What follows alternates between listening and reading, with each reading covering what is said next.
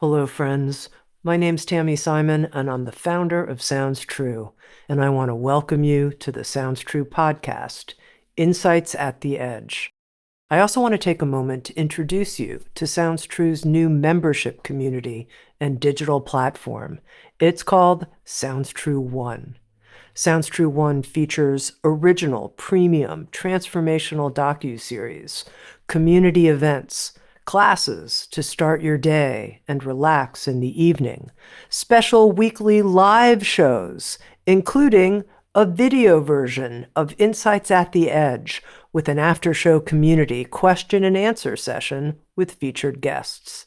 I hope you'll come join us, explore, come have fun with us, and connect with others. You can learn more at join.soundstrue.com. I also want to take a moment and introduce you to the Sounds True Foundation, our nonprofit that creates equitable access to transformational tools and teachings. You can learn more at soundstruefoundation.org. And in advance, thank you for your support. Welcome to Insights at the Edge. Our special guest today, Anita Moorjani. About 6 months ago, I was talking to Michael Beckwith, the Reverend of the Agape Church, and we were talking about out-of-body experiences, and he could tell that I was really interested and I had a lot of questions. And he said to me, "Tami, you have got to meet Anita Moorjani." And that moment is happening now, here on Insights at the Edge. Anita, welcome, and I'm going to say a little bit more about you, but first, welcome. Thank you. And I just want to say it's an honor to be here and to meet you finally. Anita has an absolutely remarkable story, and she tells it in her New York Times bestseller, Dying to Be Me. I'm going to summarize here in 4 sentences, and then we're going to have the opportunity to dive deep and experience the essence of the story through Anita's telling, and then also see where it's taken her over the last 10 plus years. Okay, here's my 4 sentences. After a 4-year battle with cancer, Anita fell into a coma and was given days to live. As her doctors gathered to revive her, she journeyed into a near-death experience where she was given a choice to return to her physical form or continue in this new realm. She chose the former, I guess I could add, obviously. And when she regained consciousness, now this part really is quite remarkable, her cancer began to heal. To the amazement of her doctors, she was free of countless tumors and cancer indicators within weeks. Dying to Be Me is a book that came out in 2012, and ready for this, has sold more than 2 million copies and has been translated into 45 languages. Anita's subsequent books include What If This Is Heaven and a new book. It's about the power of empaths in an increasingly harsh world. It's called Sensitive is the New Strong. Okay, Anita, here's where I'd love to start. I'm sure you've told the story of your near-death experience so many times that it's probably become legend in your own mind, but please take us there, if you will. Take us into the experience. Okay. It's a great place to start. So basically, I was in my final hours of life. The doctors told my family at this point, so the point where I'm starting is when the doctors told my family that I wasn't even going to make it through the night because I was already in a coma. My body, my physical body had gone into a coma. And at that point, after having cancer for 4 years, it was lymphoma, lymphatic cancer. I had tumors, many of them the size of golf balls, from the base of my skull, all around my neck, down under my arms, in my chest, and all the way down to my abdomen. At that point, my body had stopped absorbing nutrition. And so I had been losing weight and my muscles had become completely atrophied because there was no nutrition in my body. So I looked like a skeleton. I weighed about 85 pounds, and I'm 5'4". And I was so weak that I wasn't able to stand up, and this was before I went into the coma. I wasn't even able to stand up and hold my own weight up. And even when I was sitting, I couldn't hold my head up. My head was always hanging down on my neck. Even my neck didn't have the strength to hold my head up. But I had these great tumors around my neck. My lungs were filled with fluid. So when I would lie down and I would lie flat, I would choke on my own fluid. And I had open skin lesions where toxins were coming out of my skin. And so subsequently, I went into a coma because I was in so much pain and so much fear. And I had been fighting and fighting to stay alive. But I reached a point where it felt like this life wasn't worth fighting for anymore, because I felt staying alive was so painful that death can't be any worse. And so I felt myself letting go. And all the days prior to this, I even had trouble sleeping at night because I couldn't lie flat because I would choke on my own fluid. I was in so much pain and fear that I was on morphine. But finally, when I let go, I went into a coma, and I actually left my physical body. But what happened is that the doctors told my family that I was now in a coma and that my organs were shutting down. And as I went into a coma, my body started to swell up, and they told my family that this is a result of my kidneys shutting down. And so my body was now swelling up, and my organs were now shutting down one by one. And they told my family that I wouldn't even make it through the night. But even though my physical body was in the coma and my eyes were closed, I was aware of everything that was happening in the room that my body was in. And I wasn't viewing it with physical eyes. It was more like a 360-degree peripheral awareness. And I could hear, see, and feel everything that was happening in the room and beyond. I could see my mom was there, my husband, and I could even see my brother, who was not in the room, but he was in another country trying to get on a flight to get to me before I died. I could hear everything the doctors were saying and what they were telling my husband and what they were doing to my body. I was aware that they were drawing blood or they were removing fluid from my lungs. And then I felt my awareness, or my soul, or whatever we want to call it, expand and go further and further, or higher and higher. You see, words don't do it justice because we don't have the right words in our language. But my soul, or essence, was expanding, and I became aware of a reality beyond this one, where I was aware that I was surrounded by other beings. And these beings were, I recognized some of them as my deceased loved ones.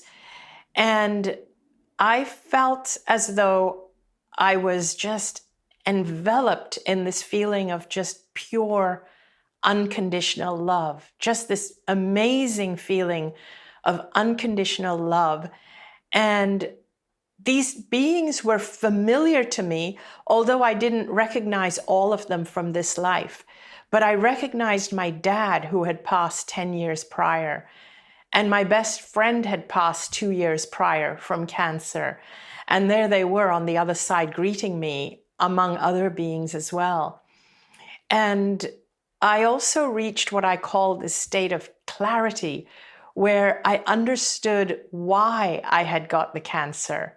I understood how it was that all the thoughts and decisions and choices that I had made in my life had led me to this point of lying there on that hospital bed dying. And I also reached a point where, and a lot happened, like with my dad, which we can unpack as we move forward. I was in this coma for about 30 hours, so a little under a day and a half.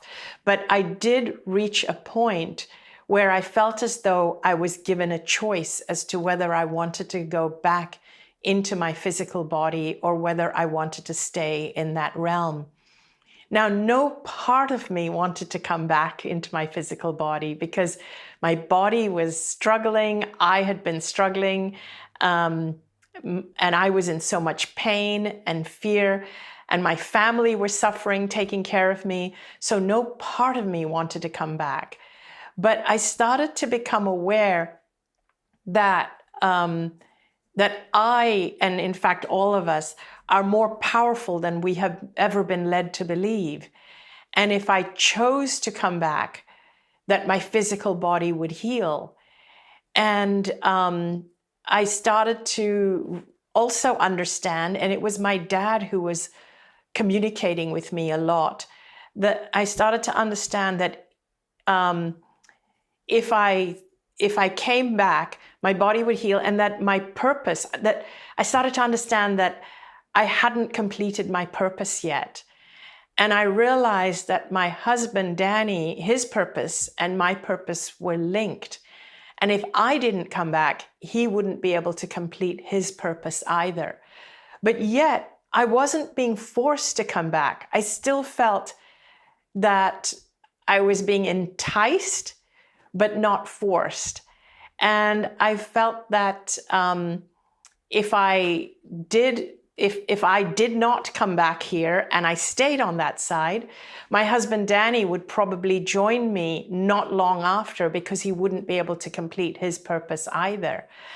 And I understood also that because the doctors had said my organs were now shutting down and my kidneys had already shut down and they had already taken the tests to show whether this was permanent or not, I understood that if I chose to come back, the tests would come back showing that my organs were starting to function again. But if I chose to stay in that realm, the tests would actually come back showing that it was death due to organ failure, due to end-stage cancer. In other words, the tests would show that I had organ failure if I chose to stay in that realm. So my decision whether to come back or not was actually would have been able to alter the test results of the tests that were already taken. And so time was not linear on the other side. And I was aware of other lifetimes that I had had with my husband, with my brother, with my mom, and the connections I had. But I could see these lifetimes all at once, not sequentially. So it was like time is not linear when we're outside of our physical bodies. And there was just this incredible clarity where I understood why I had got sick. And I understood that I had a purpose. I had a mission.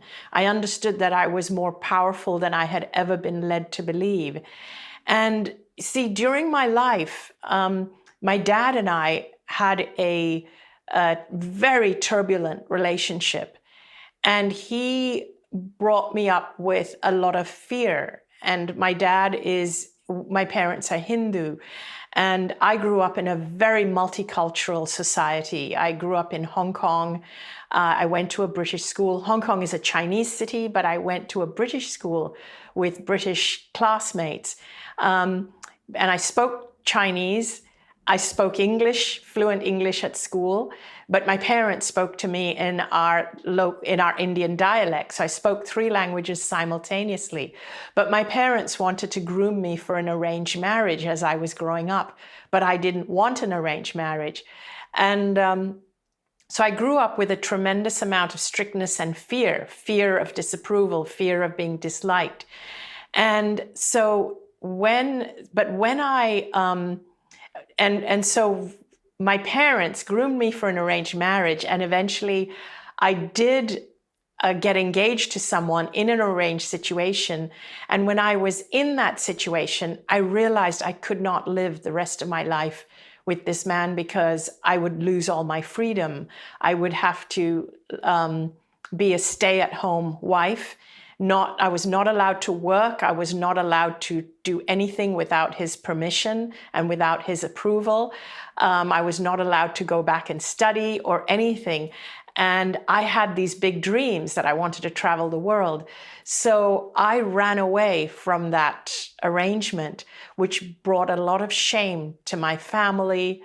And it brought a lot of shame to his family. And I was told that no Indian man would marry me after what I had done. So now here I was in this other realm, face to face, if you will, but we don't have faces. It was facing my dad's essence and my essence. And all I felt from my dad was pure, unconditional love when I thought I would be judged by him for what I had done, because I'd brought him so much shame. And it felt like he understood everything that I wanted him to know, and I understood him. I understood that when we cross over, that we not only leave behind our physical bodies, but we also leave behind our gender, our race, our religion, our culture, our beliefs. We leave all of it behind. And the only thing that crosses over is our pure essence, which is pure love or pure God or pure consciousness. So here was my dad's consciousness and my consciousness, and we understood each other.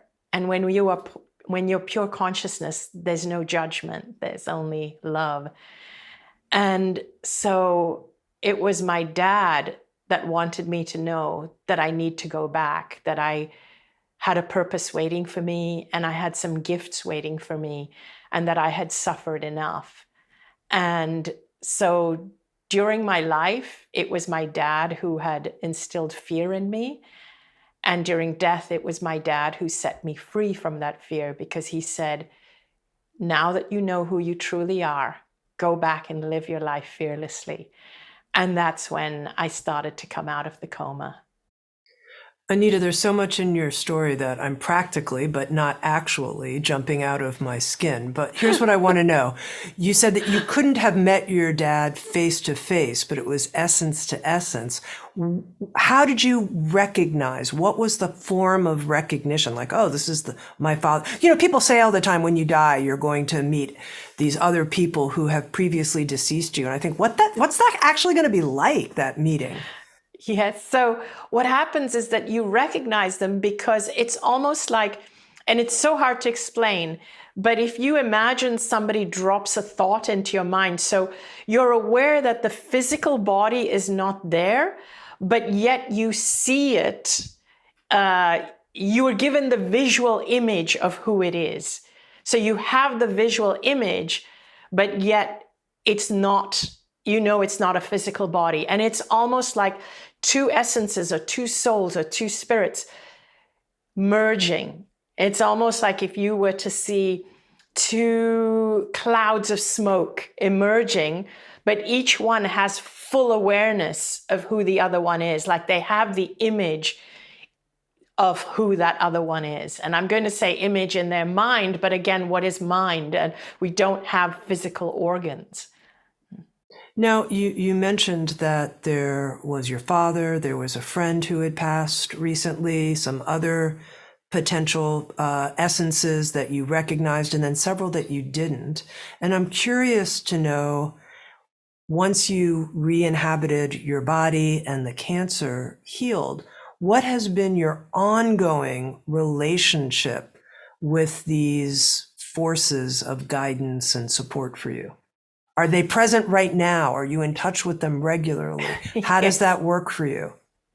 So yes, I am in touch with them regularly. Now, I like to think that we all have access to this. And this is what I like to think, that we all have access to our loved ones. But yes, this awoken in me, or brought an awareness in me, that I am surrounded by these beautiful beings who are helping me and guiding me and wanting me to succeed, wanting me and us to contribute to our evolution and to uplift the planet and each other, and to uplift in our evolution of the human race. This is what I feel all the time. But my awareness was drawn to it from the time I had the near-death experience, and it hasn't gone. I still feel them. 2 years ago, 2.5 years ago to 2 years ago, I experienced a feeling of I'll call it burnout, where I just completely burned out. I was so tired and so sick, and I had to cancel all my public appearances because I felt the demands were getting too much and too big for me. And I just got really sick. I had all these physical symptoms. I had to go to the doctors. I had to go for tests, and people were saying, oh, is the cancer coming back? But at that time, I was so depleted, I actually just said to all these guides, okay, what now? Is it time for me to really cross over? And there they were. They were, I could hear them, I could feel them. And they said, no, it's time for you to change course a little bit. We're going to, I guess, up-level you a little bit. And so I started to notice that the guidance started revving up more, but I think I knew what to look for. They have never left me. And I always say that even when we don't feel they're there, they are always there. It's just that we don't know what to look for. And I can even give you clues as to how. Please. Yes. Give us clues. Okay, so here's the first thing that I believe why people struggle with getting in touch with that guidance system that we have, our loved ones on the other side. The first thing is that when you are in this state of fear, in the state of depression, in the state of turmoil, in this turbulent state that has become what the human race has become in recent times, it actually pushes you further away from your loved ones and your guides and even your soul's purpose that is constantly trying to communicate with you. The best way to get in touch with them is when you can actually meet them, even meet them halfway. So I would say a way of looking at it, and some of these terms are so cliched, but I'm going to use them. There is a frequency at which we operate. And these beings, so what happened is when I was able to be aware of them, see them for want of a better word, but without physical eyes, when I was able to be aware of them, it was not as if they were a million miles away. It was as if they existed right here in front of me, but my eyes were not of the right frequency to be able to see them. My physical eyes were not viewing of the right frequency. And you know how it is that animals can see things that we can't. Dogs can hear frequencies that we can't. It's exactly that. Our biology does not operate on the right frequency to be able to see them. But we can perceive them when we operate or raise our frequency. And what lowers our frequency? Divisiveness, fear, anxiety, depression. And where are we right now with everything that we keep being bombarded with on media, social media, mainstream media? We're all vibing at the frequency of fear. And so we are being pushed further and further away from this ability to be able to connect with that. And so this is what my message has been, is that you need to quiet down those voices out here, the aggressive voices out here in the world, because those are the voices that separate you from your truth. What you're getting bombarded with in this physical world separates you from your truth and who you truly are and your connection to your soul and your purpose. But when you can quiet those voices and tune inward and consciously raise your frequency by doing things like certain music can raise your frequency, joy raises your frequency, laughter, being with people you love, being with your pets, being out in nature. I mean, there's so much you can do. And if you can do that more and more, you'll start to hear them trying to communicate with you, and you'll start to notice your life change. Can you describe for me right here in this present moment experience what your connectivity with these beings of guidance, what that's like for you right here, right now?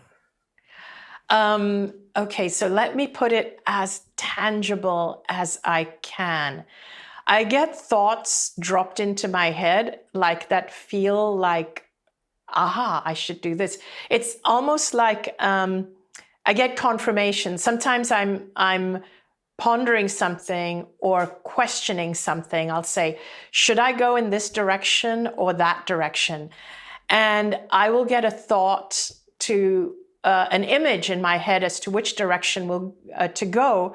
But the other thing that happens is, that I will get a thought to maybe contact a particular person, and it'll turn out that person will say exactly the right thing that I need to hear that will take me to my next step. Or I'll get the thought to turn on the radio, which I do through Alexa. I'll say, Alexa, and I'll tell her to play my favorite station. That thought will come to me, and there will be a song with exactly the words that will actually create a thought in my head, and I'll be like, oh, that's interesting. And I've started to recognize it, and it takes it happening over and over for you to recognize it. But the thing that I consciously do is that I consciously do not listen to much of the news. I really don't. I don't listen to a lot of the political stuff that happens. Maybe just once a week for a few hours at the most, just to know what's happening. So the more important thing is to tune down or to tone down the things that take you into this space of fear. And then find things that really uplift you. So that's the first thing. And then when you're in that state, when even you're doing mundane tasks, like you could be washing the dishes or doing laundry or ironing or just doing mundane tasks, or even walking your dog if you have one. And that's when I feel, or even having a shower, that's when I get these thoughts that keep getting dropped in. But here's the second thing I do. I will actually ask for signs. So when I make a decision to do something, I'll actually say, can you give me a confirmation that I'm on the right path? And then sure enough, there will be a confirmation. Something will come in my path to actually show me that, yes, this is the right choice. This is the right decision. Something will pop up that's so random, like, as I said, like a song, or an animal will show itself that'll signify something that I was thinking. Now, you mentioned that part of what informed your decision to re-inhabit your body then went through its healing process, and you're here now, had to do with realizing your purpose and expressing your gifts. And I could make a guess at what I think your purpose and your gifts are, but I'd rather hear it from you. So one other thing I just failed to say when you said, Sure. When you asked about how it feels for me. It feels for me, and I was hesitant to say this, but it almost feels for me like I do hear voices. I do hear, it's as though somebody is talking to me. So that's the other thing. And so that's what I usually ask for confirmation. Is this my own voice or someone else? And then I get the signs. But yes, you're saying, what is my purpose and what are my gifts? My purpose is that I believe that my purpose is to teach people how to embody love in a fear-based world and to teach people how to alleviate that fear, to get over that fear, to overcome that fear. Because as we do that, we expand our own energy field. And the more we expand our energy field, the more we are impacting the whole world, the whole planet. Right now, as a planet, as a whole, we have a very, I would say, a somewhat depressed energy field. And it's like, if you were to say the planet is one living organism, if the planet is one living organism, just like a human body is one living organism, the planet is sick. And if each human on the planet is a cell, like a cell on your body, so if your physical body, when we say your body is sick, like if we say the physical body has cancer, what that means is that the sick cells are replicating faster than the healthy cells. This is what I see that sometimes seems to be happening on this planet. The sick cells are replicating faster than the healthy cells. And what that means to me is that the fear-based energy or the fear-based people are spreading the fear faster than the opposite, which is the love-based, the people who are here to share love and to share light and to share upliftment. So the fear seems to sometimes be spreading faster than the love. And so in order to heal the planet, we have to spread the love and share that and uplift so that that spreads faster. And that's what it means to go into healing. That's kind of how I see it. And that's what I see as my purpose into contributing, doing my best into contributing to that, because I seem to, the gift I brought back for myself from the other side is that I seem to understand how the energy dynamics work and the importance of expanding the more love-based or positive energy or the more higher frequency energies. I seem to understand that. And also, I guess the other gift I have, I'm curious to hear your thoughts, is the intuition or the intuitiveness that I've brought back with me, and the guidance and the ability to feel guided and to follow that. Well, what I notice is hearing you say the words embodying love in a fear-based world. I wrote that down and I thought, that's what I want to do. And I'm so happy to have Anita here helping us. And I think that is a big part of your gift, is that you're living on purpose and you're doing it, which brings me to this question about embodying love in a fear-based world. My perception, I'm curious what you have to say about this, is that in the last few years, it's gotten harder to do that. It feels harder. And I'm wondering if you have a sense of that and what you make of that. Yes, I do know it's gotten harder, but I can see why it's gotten harder. It's because up until now in our evolution, I see that the way that we have come to where we are, the way that we have evolved, is through fear. And we have evolved to this point through, like, all our messages are fear-based messages, but we have become a race that have become somewhat ruthless in our progress in this world, the way that we operate in this world. We have become very competitive because we come from a place mentally, emotionally, and psychologically. We come from a belief of scarcity. And one of the values that we get taught from the time that we're really young is that there isn't enough to go around, so you have to compete with everybody else to get ahead. That is one of the core fundamental values that has been ingrained in us for our survival.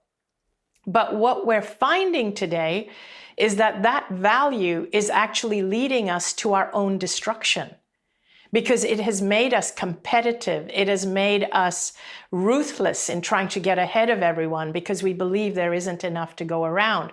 All of these are myths. They're not true.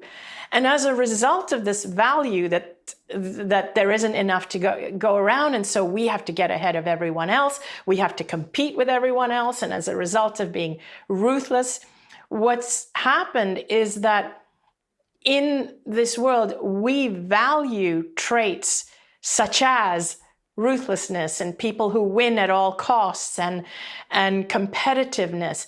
And if somebody is empathic or compassionate or sensitive, we see them as weak, and we say that you have to grow a thicker skin, and boys don't cry, and we say you'll never get anywhere, don't be so sensitive. The sensitive come last, and so on. We have all these sayings, and we shame people who are empathic and compassionate, and we actually revere people who are ruthless, competitive, and win at all costs. And we vote them into power, into leadership roles, and they become our presidents. And then we wonder why the world is in the shape it's in. So basically what I see is that there are two sides to this. There is a divisiveness happening, and I see an emergence of a new way of thinking, where there are some people who can see this, who can see exactly what I'm saying to you right now, where we're starting to value empathy. We realize the world needs more of it. We're starting to value kindness. We're starting to value conscious businesses and working in a way where it's a win-win for everyone, where we value the planet and the people on it. And these are the empaths among us. So there are those who are here to change the world. But then there are still those who are from the old paradigm, who are actually wanting to hold on even harder. They're trying even harder to fight back because they are so scared to lose that competitive edge, if you see what I mean. So this is what's created this divisiveness. And as those from the older paradigm fear losing this because they see this emergence of a new way of being and a new way of thinking, so they're afraid of losing this, they fight back even harder. They're fighting back even harder to hold on to this old paradigm. Whereas the new way that I see is that we need to actually have a different metric by which we measure strength. I think for the future human, for the future survival of the planet, we need to define strength differently. We need to recognize that traits such as compassion, empathy, sensitivity, kindness, we need to define those traits as being strengths for the survival of our own planet instead of seeing them as weaknesses. Now, I want to talk about having these two realities alive in each of us to some degree. And I'll speak for myself just confessionally for a moment, which is one of the things that I've deeply been focused on in the last 2 years. And I don't think I recognized until this moment, potentially, Anita, how it's part of a greater collective evolutionary process, is how from my own inherited family line, there's views about scarcity around money and competitiveness, and that still lives in me. And I'm trying to work it out. I'm trying to grow beyond it.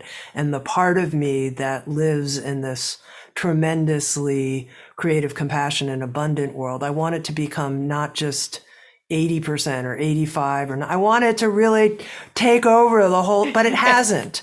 So what I'd like to know from you is, for those of us who are working out our own kind of historical, whether it's a family lineage or it still lives in us, entrenchment in that scarcity perspective, how do we move beyond it? That's such a great question, because you're describing how I was as well. So first of all, what I would tell you is that recognize that you are somebody who is aware, who is conscious. You are someone who wants to do good for the planet. So you are on the side of the paradigm that wants to awaken people. That's why you do the work you do, right? So the second thing I would want you to know is, because you care so much for the people of the planet and the evolution of the planet, because not everybody is like you or me.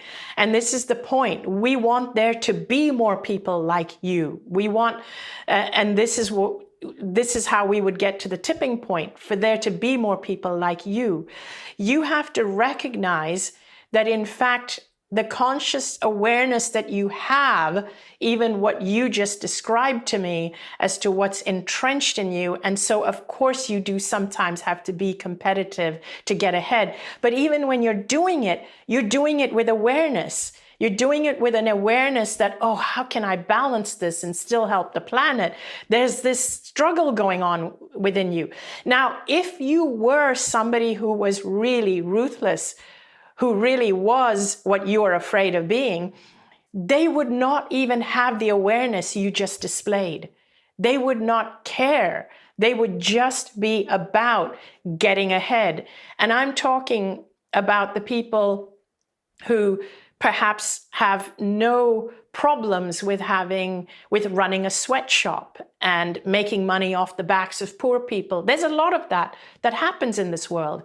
And those are the ones that fear this change the most, because the only way they know how to be successful is under threat if people like you or I suddenly become more powerful in the world. So basically, what you have to do, people like yourself, people who follow you, who listen to you, who read, who listen to the work you put out, you are the ones we need more of, because you're aware of this shifting or this split. But you need to be aware that you are the ones we need more of. And so the second thing is to really remember that while you are thinking of the planet and evolving the planet, you really, really need to think of yourself. And you really need to do what makes you feel joyful and what makes you feel passionate. And if you are starting to feel that this world, the duality of this world, the strife of this world is starting to get very difficult, and it's starting to bring you down, and it's starting to make you struggle, you need to then be aware that, that the world actually needs you to vibe at a higher frequency, which means it's time for you to pull away from the struggle, even if it feels selfish. You need to pull away from that struggle and do what it takes to make yourself happy and joyful and fulfilled again. I mean, I hope what I'm saying right now is making sense to you, because I'm thinking in my head, there's so many directions I can go with this question. Well, it is making sense, and you're picking up on a theme from your book, Sensitive is the New Strong, which I think is so important too, which is how people who are extraordinarily empathic, I'm not putting myself necessarily in that category, but I think many of the listeners are, and that we come to a place where we're very concerned with other people, pleasing other people. And you talk about how we need other people to feel good so we can feel okay, and we leave ourselves out of the equation. And so I wonder if you can speak more about that, particularly in light of the people who are listening who are highly empathic people. Okay, so that's great. So what I want to do is I want to share with you a little bit about what happened with me. As a highly empathic person, I didn't know I was an empath when I was growing up. It wasn't a thing. It wasn't something that was even brought to my awareness. Not knowing that I was an empath, and it's very natural for empaths to be attracted to spiritual teachings and spiritual messages. But the spiritual messages of that time were messages where I learned that the ego is bad, and I had to overcome the ego. And I learned that that it's better to give than to receive, and that I had to be of service. I had to live a life of service. I learned that I had to do good works all the time to build a good karma. All this was the result of all the spiritual teachings I was attracted to. Now, at the same time, while I'm attracted to all these spiritual teachings, I eventually get cancer. So I'm already an empath. I'm already putting everybody else's needs before me. I'm already a people pleaser. I'm already a doormat. And then I get cancer. And I don't realize, because I don't have the understanding at that time, is that the reason I got cancer was because I had repressed myself so much. I dimmed my life so much that my soul was crying out. And so my body develops this illness.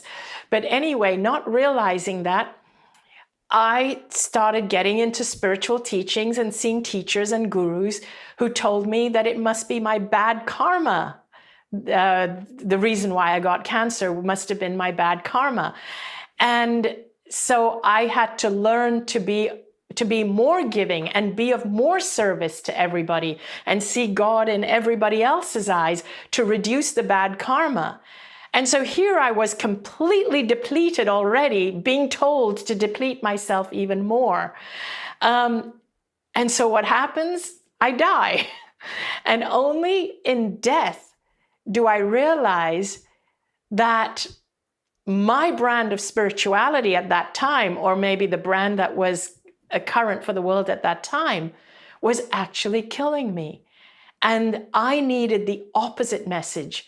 I needed messages to tell me that you are powerful. In your case, your ego is an ally, not an enemy, because you need to have a positive sense of self. I needed to know that I was powerful beyond belief, that I matter. And so there I was, seeing God in everyone else's eyes. But in death, I realized that I had never seen God in my own eyes. And I realized that was the most important thing I could do for myself. And I learned that all of us are an expression of God. And if people have issues with the word God, it doesn't matter. We can use the word consciousness. We can use the word essence, whatever we want. But let's say all of us are an expression of pure consciousness, every single one of us. So when you repress yourself, when you kill your ego, when you deny who you are actually denying God or consciousness from expressing itself through you. And for me, that realization is what really helped me, is that as much as you and you and you and everybody is a piece of God or an expression of consciousness, so am I. And I have to honor that as well. That was my biggest lesson. There's a quote that I pulled from your writing. You either have to swim against yourself or be willing to swim against the crowd to be yourself. Yes. And that this is part of this notion of becoming unapologetically who we are. And I wanted to find out, in recent years, how have you had to swim against the crowd, if you've had to? How have you done that? I have had to swim against the crowd for some time, probably since I had the near-death experience at least. And in so many ways, like when I first came out of the near-death experience, I wasn't understood. You know, I thought mistakenly, after coming out of the near-death experience, I thought everybody would want to hear about what I experienced on the other side.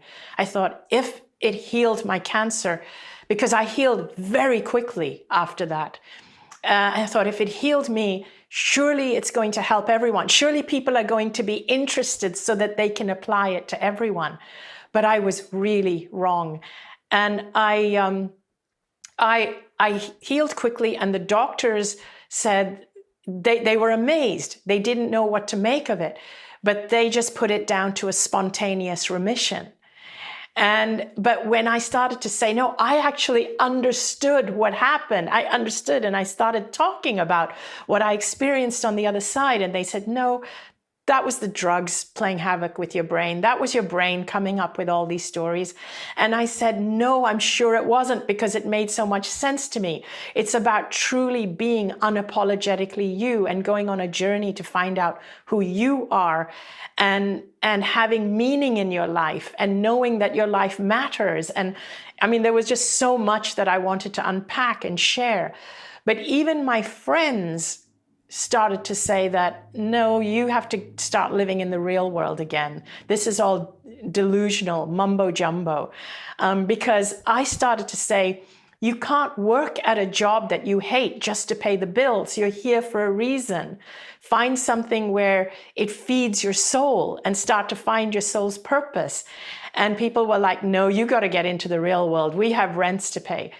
So I did have to swim against the crowd. I did have to leave behind a few people. I lost a few friends. I had to move out of my neighborhood and move into a new city, a new town. My husband was so supportive, though, where we met new people who didn't know who the person I was before. It's much harder when you're around people who knew who you were before.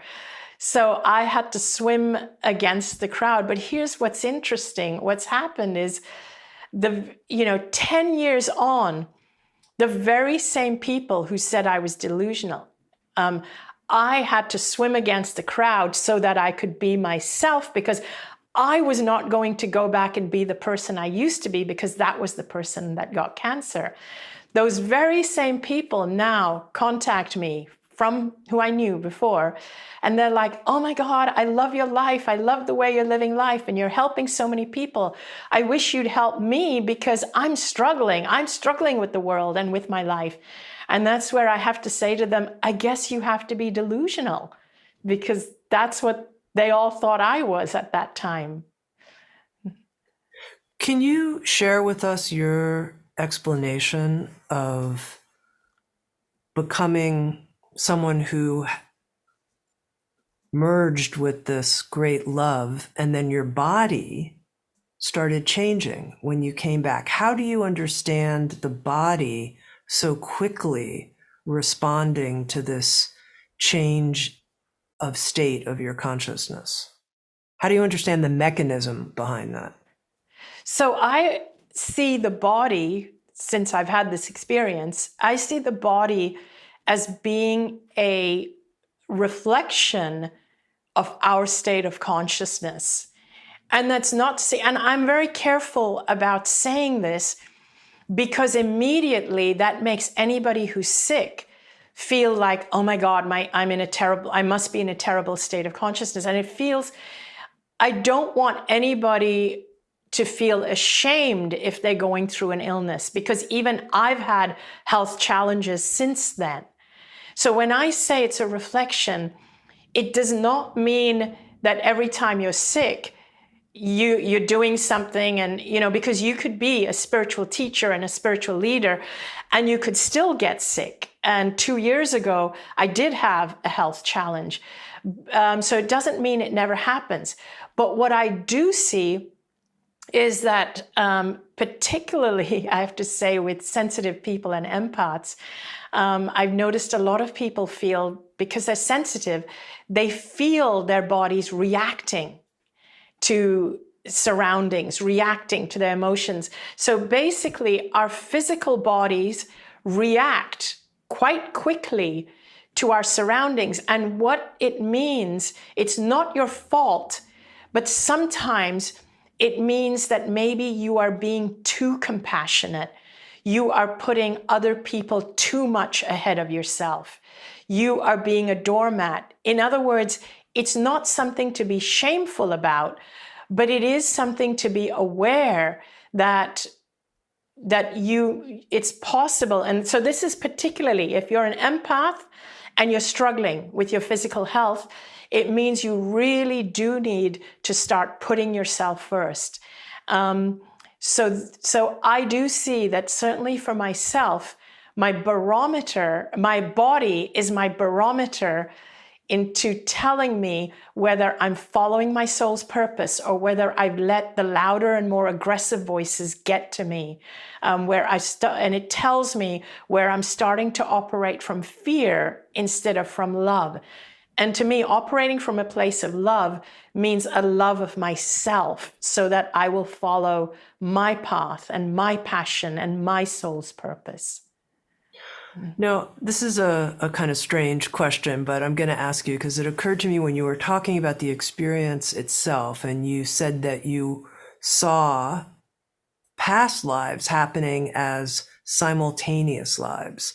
And one of the things I'm really curious about is whatever's happening in our physical life now, our current life, does it have an impact on our quote unquote supposedly past lives that could be simultaneous in a certain way? Is our current life affecting simultaneous lifetimes? And how do you see that? This is a kind of far out question, but this is a true insights at the edge conversation that we're having, Anita. I like that question. So the way I see it is that every life impacts the other lives. But prior to this experience, being a Hindu, I grew up to believe karma and multiple lives. I saw them as sequential. So you build up good karma and you take that into the next life, or you bring bad karma from the previous life into your next life, which is why I thought the cancer was a result of bad karma. But when I was on the other side, I realized that every life contributes to the whole, to the soul. So if you imagine, and I need to use metaphors because there are no words to describe this exactly. So each life impacts it. So it's not so much that just because I did bad things in the last life that I'm going to suffer in this life, but it's more like when you're in between lives, when you're not in a particular life and you're in your soul and not in a physical life, it's almost like you evaluate what you need to do next to kind of counter or to add to your experience. So if I can use the metaphor of a building, and if you imagine a building, let's say this building has 7 stories, and each story is one apartment. So you just have one apartment per floor, 7-story building. And so when you are inside the building, you can only occupy one story or one apartment at a time. So you physically, Tami Simon, you cannot be on more than one floor at a time. So this is you. When you're inside a body, you're occupying one lifetime in linear time. So as you walk through one apartment, you're only occupying one spot as you walk through. And that's linear time, and one apartment is one lifetime, and you can only walk through in linear time through the apartment. So that's your one lifetime. But if you are outside of the apartment building and you're on the street and you look at the building, you can see all 7 floors, all 7 stories at the same time. So when you're outside of your body, you see the entire soul and all the lifetimes. You become aware, because you are the soul, you become aware of the entire soul's journey and all the lifetimes and how it all fits together. That's kind of how I would explain it. That's such a helpful metaphor. I love that. Thank you. Okay, I just have one last question for you, Anita. I mentioned this time that we're in, the subtitle of your new book, The Power of Empaths in an Increasingly Harsh World. And I think this time that we're in for many, many people is a very intense time. It's a time when we're very concerned about the future of the human species on Earth. And I'm wondering, from your perspective, connected to the sources of guidance that you're connected with, how you see this time and how we can each align ourselves with embodying more love. So first of all, I would want all empaths to know that whether you realize it or not, that your default state is one of connection and intuition. That's your gift. Your default state is to be highly intuitive and you're very connected. So this brings with it a gift, and I don't like to say curse, but a not gift, like a positive and a negative. The negative is that because you're highly intuitive, highly connected, you connect with this energy, this strife that's going on, the divisiveness and the depression and all this turmoil that's going on. You feel that very quickly and you connect and it affects you. But on the other side, your gift, because you are highly intuitive, is that you also connect very, very well, very quickly with the other side, with your deceased loved ones, with spirit, your guidance, your soul's purpose. If you knew that you had that connection and you focused more on that, you would be able to connect very, very quickly. It's your birthright. It's your gift. It's almost like to compensate you for being so sensitive to the noise that's generated here in the physical world by the loudest and most aggressive voices here. So you need to know that you are sensitive to both. However, in order to survive this time that we're in, you need to consciously tune down the voices and the noise and the divisiveness that's coming from this three-dimensional, five-sensory world. In other words, the news does you more harm than good if you're an empath.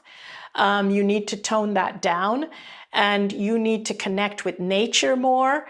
You need to take care of yourself. So some of my answers are more prosaic in that you need to just look after yourself, have more baths, like soak in the tub, listen to more music, go out in nature, do things like that.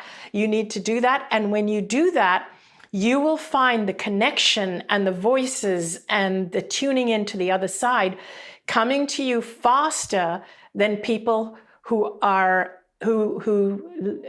don't feel as much that they are empaths. You actually have that gift, but many of you have been blind or deaf to that gift because you have been more focused or in tune with the louder voices of this three-dimensional, five-sensory world, which have been extremely loud in recent times. Anita Moorjani, I have loved talking with you so very much. You're someone who makes the other side not feel so other to me. I feel like being with you, you function as a kind of bridge that helps bring that deep source consciousness of love right here and available to all of us. What a gift. Wow, thank you. Thank you.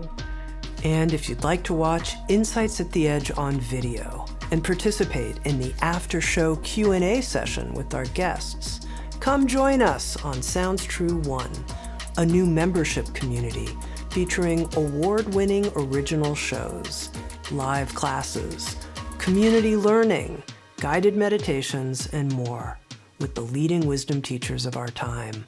Use promo code PODCAST to get your first month free. You can learn more at join.soundstrue.com. Sounds True, waking up the world.